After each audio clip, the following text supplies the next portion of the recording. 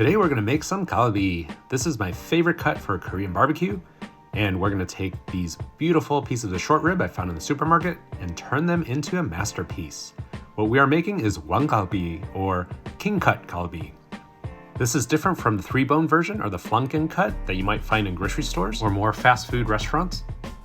Today we'll prepare the more fanciful and more delicacy cut version, so let's go!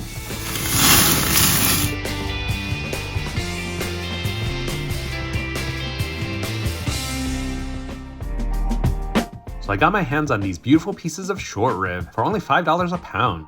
If already prepared, these could run 3 to 5 times that cost. So today we'll prepare these at home. As you can see, these come as pretty thick chunks of meat. The key is to make them as thin as possible for grilling. These come with a bone on one end, and the trick is to cut the meat on the other end as thin as possible. Now there are 2 main methods to slice this, both involving separating the meat from the bone, however leaving a little bit of connective tissue so that the bone remains attached. Roughly 1/8 to 1/4 inch should do. Here I'm just scoring it a little bit right next to the bone, so when I flip it over, I know where to cut. And because of these are pretty fatty cuts of meat, they're very easy to slice through. So just work your way through and leave about that 1/8 of an inch towards the bottom. You'll know when it's about ready, when you can unfold it and it still remains intact. You can think of it as kind of butterflying the beef from the bone. That's perfect. Now with method 1, what you're trying to do is maintain call it an 1/8 to 1/4 inch thickness all the way around, and basically making a cut so that you can create a spiral. The easiest way I found is to press the meat against the cutting board and then slip the knife through on the bottom as if you're filleting a tender piece of fish.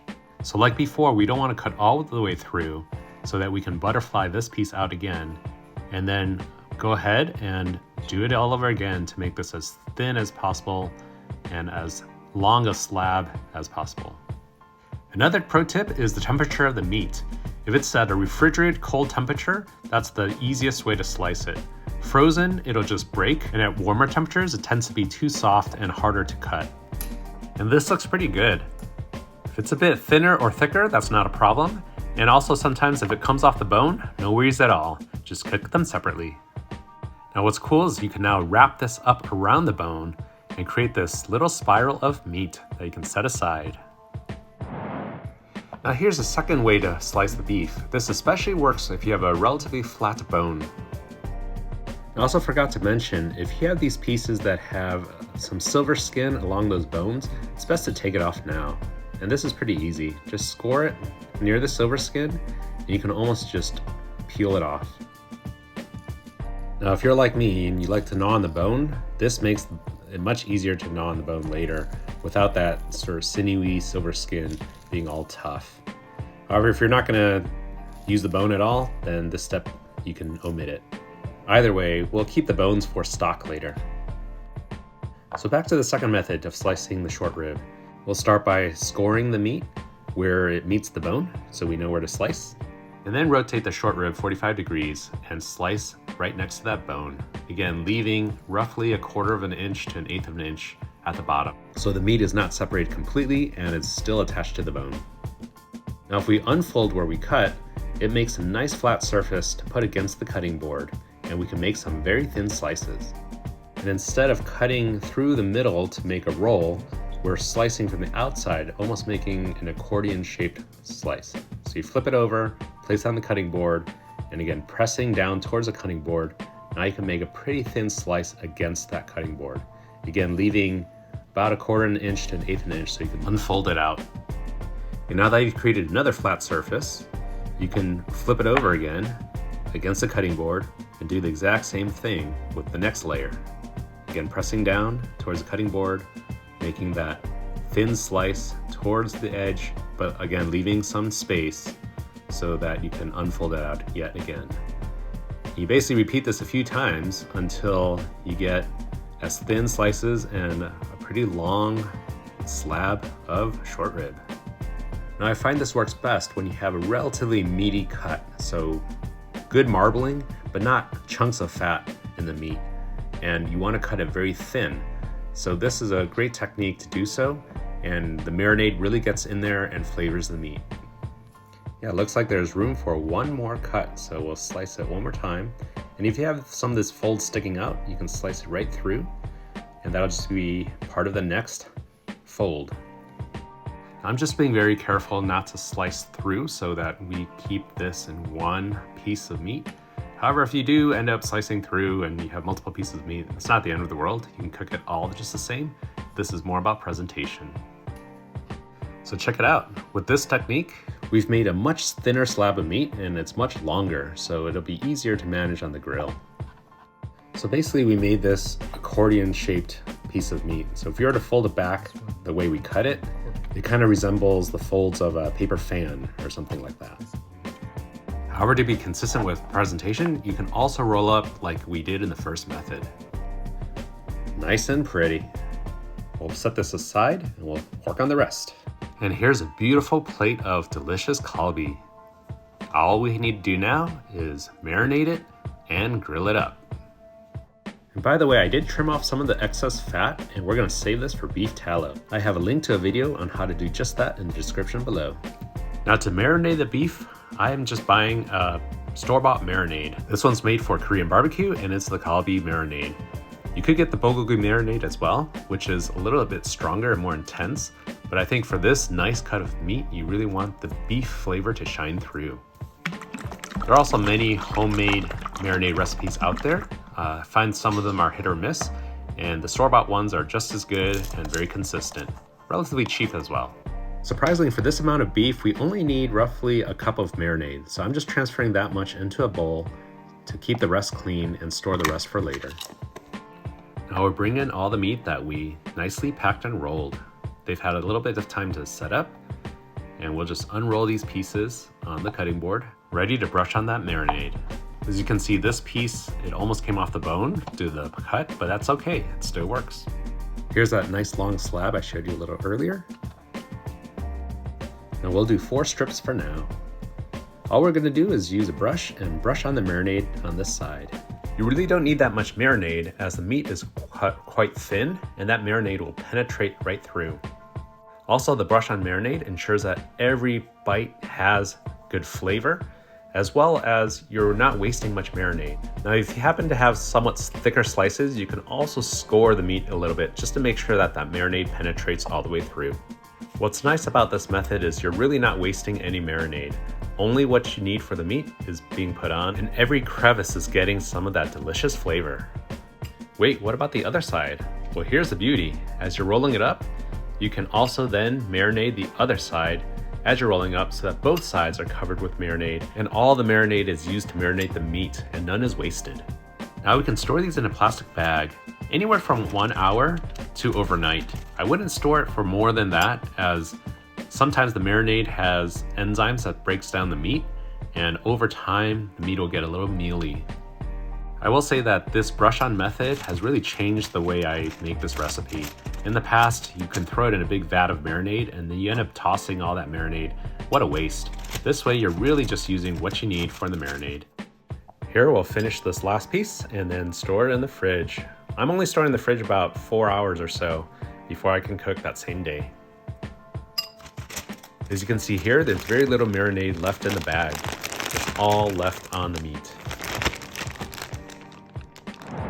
All right, about 30 minutes before we're ready to eat, we're first gonna preheat the grill for about 10 to 15 minutes. Make sure that grill is nice and hot. After brushing and cleaning the grates, I make sure that I oil the grates liberally. This meat will cook very fast, so the oil ensures that the meat will not stick. I turn the heat down to medium-high, and now we're ready to grill. We'll just take the meat out of the Ziploc bag that we had and unroll it onto the grill grates.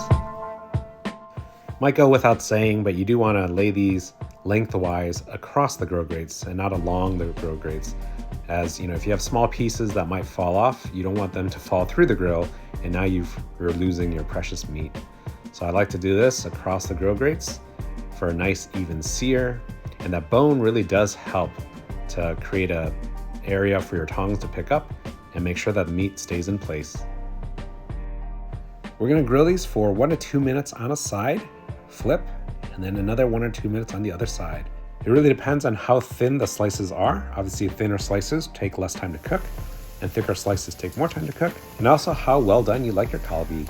I prefer mine medium rare, so I'll opt to flip or take it off once the outside has a nice browning and sear.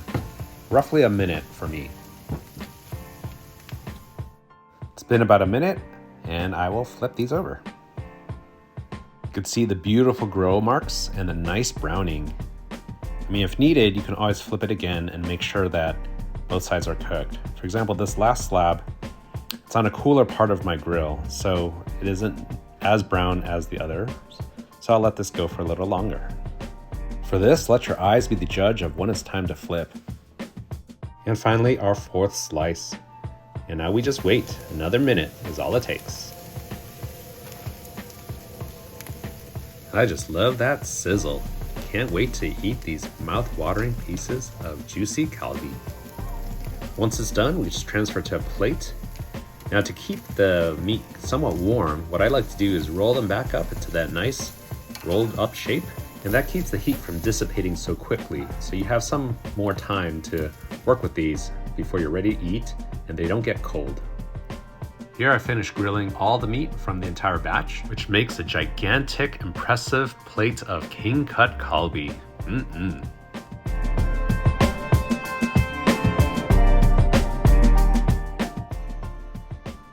Here I'm going to start slicing up one strip just to show you what it looks like when done, and then we'll also start to plate these. These bite-sized pieces are really great for serving for guests and also just snacking. Perfectly medium rare. Good glaze on the outside, juicy. Let's give it a shot. Very tender. The marinade definitely comes through, and the beef flavor really comes through. All right, that was delicious. Now we'll continue slicing this up, and we'll start plating. It is very common to eat these with some lettuce, so I'll put these on just a couple leaves of romaine that I have lying around. Another tip is if you don't want to do this on a cutting board, as you'll see in many Korean restaurants, they'll just use scissors to cut them, and it makes short work of this very thin, delicious piece of meat.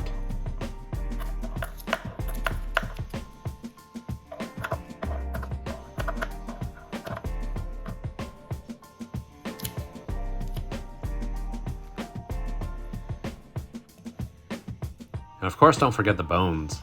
Among my friends, we definitely fight for that bone to see who gets to gnaw on it. It's delicious, so much flavor. And there you have it, a beautiful plate of king cut kalbi.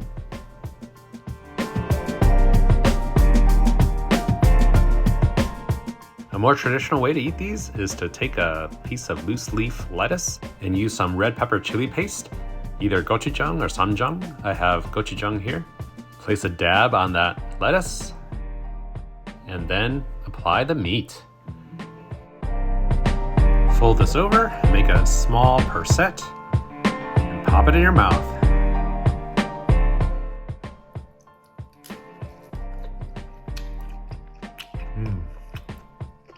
So good. Little crisp and crunch from the lettuce. Salty sweetness, savoriness, umami of that samjang, and of course the beef that shine through. Delicious. So there you go, a decadent king cut wang kalbi. It really is the centerpiece of any top-notch Korean barbecue. Well, until next time, that's it for another video. Thanks for watching. Please like and subscribe, and have a great day.